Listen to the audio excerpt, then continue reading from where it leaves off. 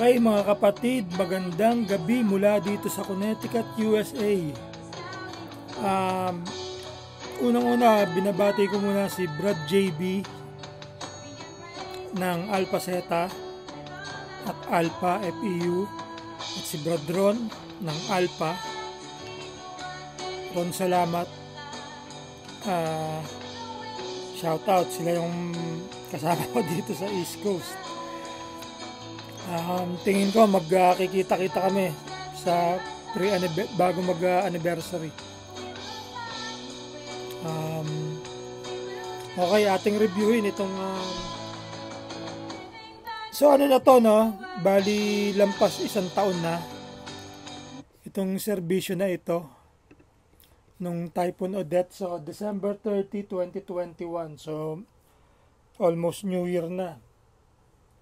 SRB Inc. cares Typhoon Odette Relief Operations Barangay Sapa and Bolho, Miag-Aw, Iloilo. So shout out sa inyo dyan sa Iloilo. Once again, ito na ang pangalawang video ko na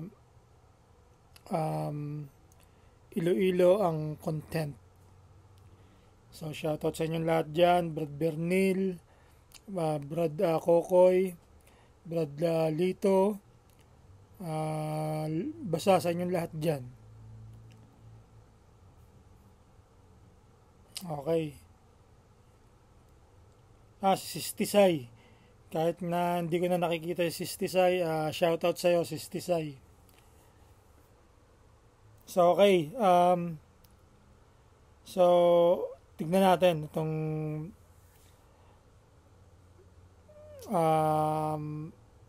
ipaliwanag muna natin. Ito kasi yung time na yun nga, napakalakas ng dumaang bagyo na ang apektado yata mostly is Iloilo. Ewan ko kung ang Samar ay naapektuhan, pero nakapag-serbisyo tayo itong serbisyo na to sa Iloilo. Alam ko meron ding nagserbisyo din tayo sa kaunti sa Zamboanga. Hindi ko alam kung Leyte o Samar nakapag-serbisyo tayo dyan. So anyway, tignan natin, ito'y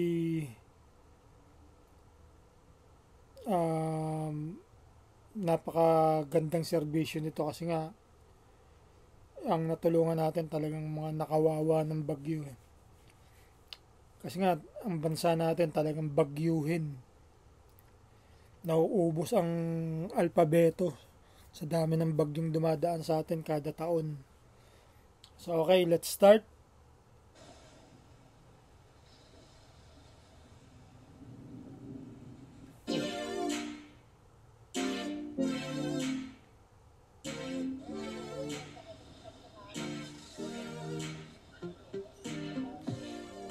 So ayan, they're preparing. Ayan ang kanilang sasakyan na may mga lamang relief goods. So ayan ang ating tarpaulin representing. So hindi naman tayo nagmamayabang kaya tayo may ganyan. Kundi sa kapatiran natin, kailangan ipakita natin, ipagmalaki natin ang ating kapatiran. Dahil nga sa binabago natin ang imahe ng fraternity, ng fraterniting SRB. Sa iba, bahala sila kung anong gawin nila. Pero sa atin, we have to show our flag always. So ayan ang ating mga mabibiyayaan.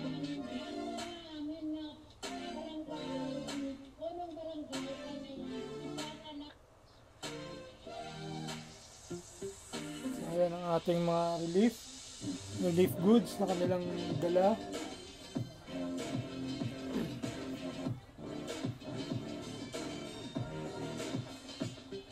So habang ako'y nanonood, ako'y kakain ng snowball.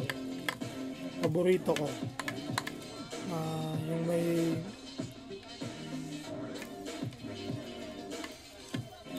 ano to eh, yung may kinadkad na yelo.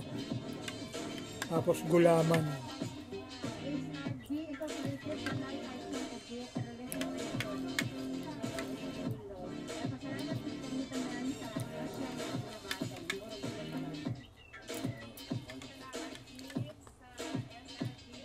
Hello po, Nay. Mano po?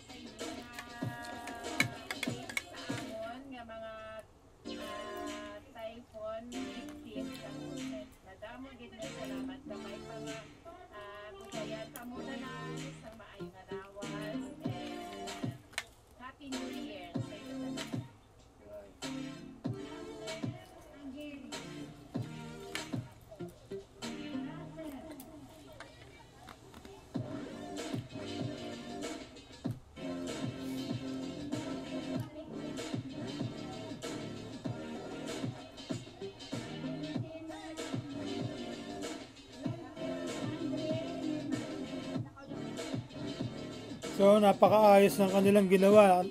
Meron silang listahan and then meron silang mic and speaker. Tatawagin isa-isa yung mga nakalistang big typhoon victims. So, ayun ang ating mga kapatid na masisipag.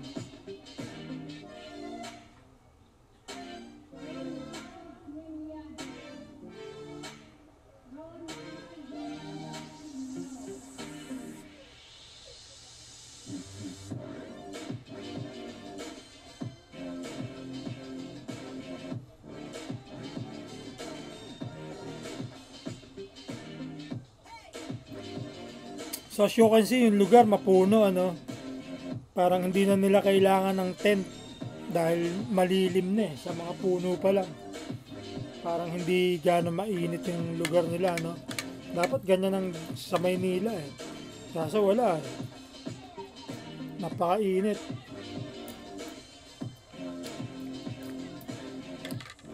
Hindi lang mainit sa Maynila, ang Alikabok ang daming ginagawa.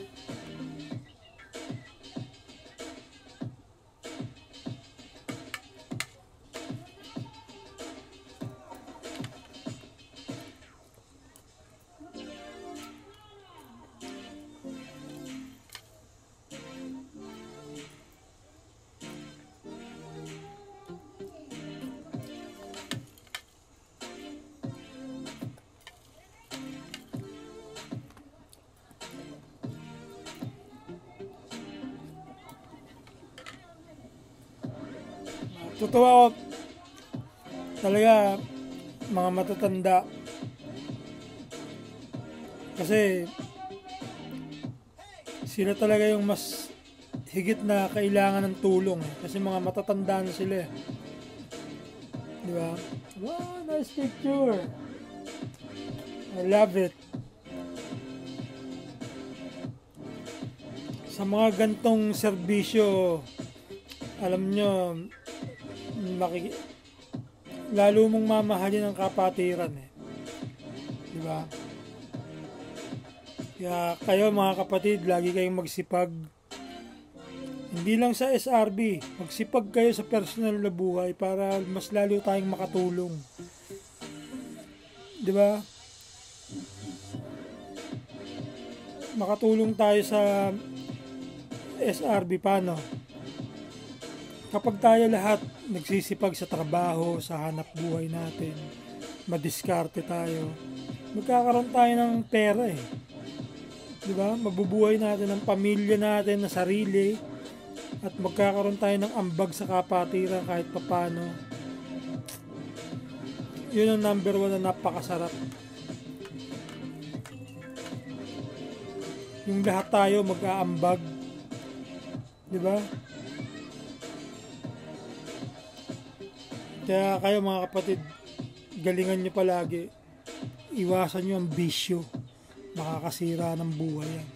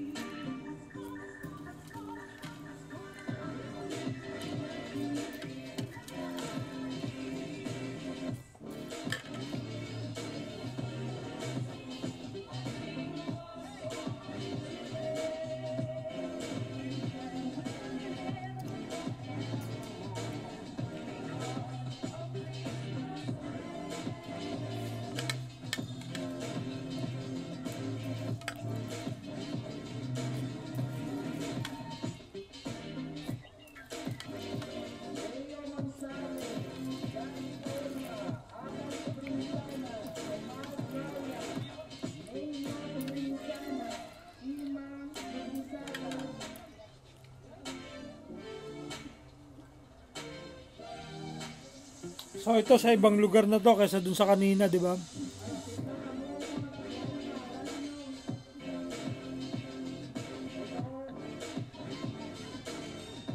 Yeah, ibang lugar na to.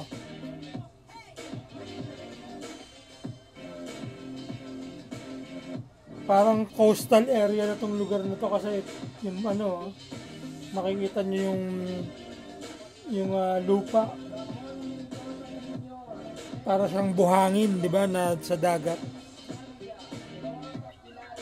So I think this is tabing dagat.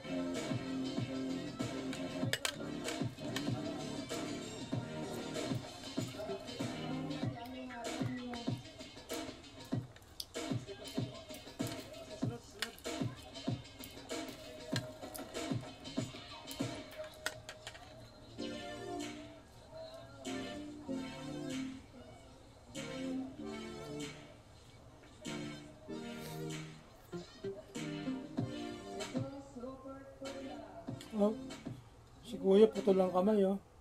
Nakita niyo yun?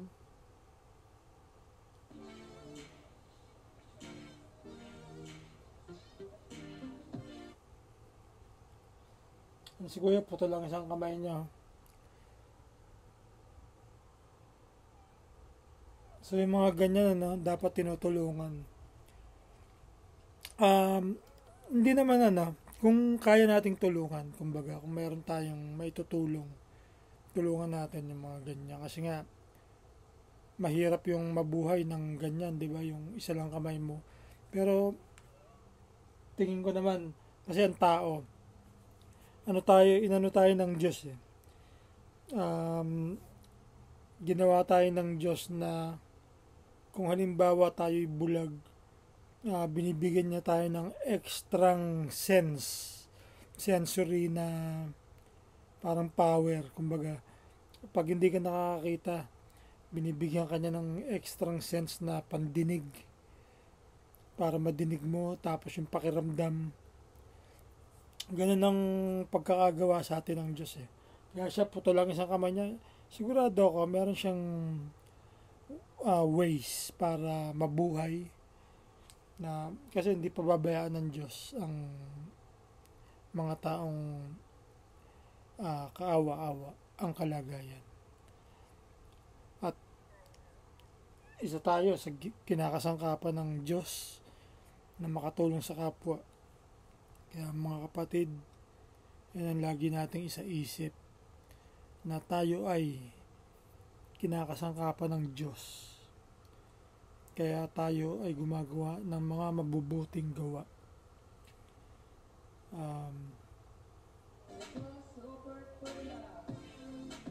Shoutout sa iyo, Kuya. Maraming salamat.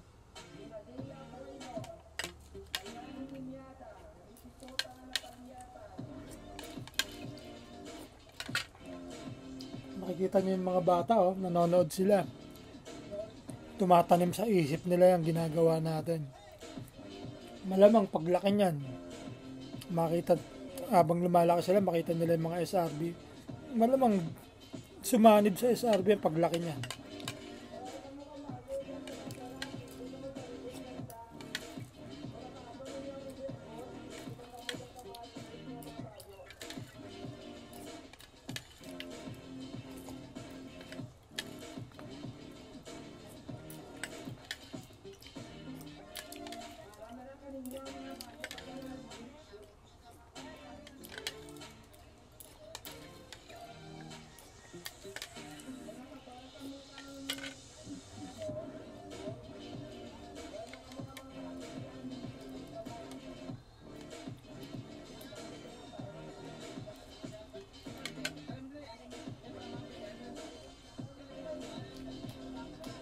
So ayan, may mga damit na pwede silang mamili. Baka meron silang kailangan na nandyan, di ba? Kung ano man yun, makakatulong sa kanila. Si ate may napili. So ang gawin natin mga kapatid, kahit wala pang bagyo, meron tayong damit na extra. mag-ano tayo, sa tingin ko dapat meron tayong pondo para sa isang maliit na headquarters sa bawat council natin or chapter or AA. Kahit isang maliit na headquarters lang na para sa ating mga ganyan na pwede natin pagtaguan ng mga damit na pag mag-iipon tayo doon natin itatabi, di ba, mga dilata. O basta wag natin bababuyin, gamitin lang natin siya bilang headquarters talaga. Wag natin gawing siyang inuman na, you know, kailangan talaga marami ng pagbabago sa kapatiran at saka sa ating mga ugali at mga galaw sa araw-araw.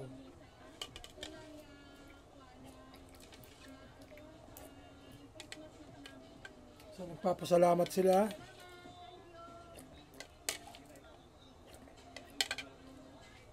Inhiligay nun.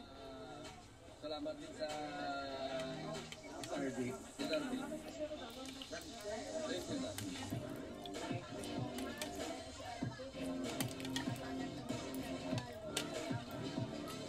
Thank you po, Nay. There you go. Ganda naman ang picture. I love the picture. Mga bata at kasama mga SRB. Yung kanta ng asin, itanong mo sa mga bata. Diba? At saka yung kasabihan ni Rizal na ang kabataan ng si Rizal ba yun o si Marcos? Ang kabataan ng pag-asa ng bayan. So, ang pag-asa rin ng SRB isang mga kabataan. Kaya, alagaan natin sila. Bantayan natin sila. Turuan natin sila ng tama. Oo, so tapos ko na yung 12 minutes. Okay. Oh, may part 2 pa pala siya. Oh.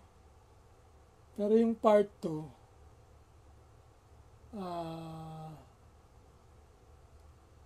hindi ko muna ngayon next time sa susunod. At least di ba? Nakita natin yung naging resulta ng SRB Inc. Cares ng SRB Incorporated. Final thoughts. Like I said, yung mga sinasabi ko habang nanonood tayo na gawin pa natin lalong maayos at maganda ang ating pagpaplano para sa kapatiran. Like, magpondo tayo para sa headquarters.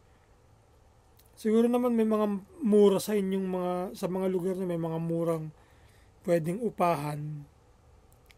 'Di ba? Na kahit hindi naman tirhan, basta mababantayan, matitignan kahit papaano. Or araw-araw, 'di ba? Doon natin itatabi yung ating mga naipon na mga damit. Kasi ang emergency nga yan, trader yan eh. Hindi natin alam kung kailan siya darating sa ating chapter, di ba? Or sa ating AA. So, importante sa atin yung ating motto na be prepared. Kailangan lagi tayong handa. So, paghandaan natin yung mga ganyang bagay, hindi lang sa ating chapter, makakatulong tayo. Makakaambag din tayo sa iba. Sa ibang mga lugar na hindi natin chapter, pero, di ba? So, at least, pag may ipon tayo, pwede tayong magtabi ng konti para kung may nangangailangan sa ibang lugar, sa malayo, meron na tayo na nakatabi. Excuse. So, ganun ang dapat natin gawin, di ba? Tsaka yung pondo, yun yung pagiging thrifty. Yun, dapat, isa yan sa pinaka-importante. Dapat meron tayong pondo na nasa bangko. Just in case na, yun nga, emergency, hindi na tayo mahihirapan pa na mag-ikot. Diba? So, um, sa susunod, tignan natin kung paano natin maano yan, ma makakaisip tayo ng paraan na maluwag sa lahat. Pag-isipan natin lahat yan dahil ang ating kapatiran, ang objective natin is makatulong. So, makakatulong tayo kapag tayo ay merong pondo. Pondong dilata, pondong kasi ang dilata matagal yan ma-expire. Di ba? Pondong damit. Wag naman yung lumang-luma, pero yung slightly used, kumbaga, na extra, kahit pa isa-isa. Kung ilan tayo, di ba, pa isa-isa. Na, kasi minsan meron tayong di nagagamit, so yan na natin, i-donate na natin. Ipondo na natin sa ating, tapos itago natin sa ating headquarters. Sabihin sa inyo, magiging madali ang lahat. Magiging smooth, magiging maluwag. At hindi tayo mahihirapan gaano. So, yun, ang aking payo sa inyong lahat. Ito nga pala ang inyong bird blog ng Alpha Epsilon, Pandacan, Manila.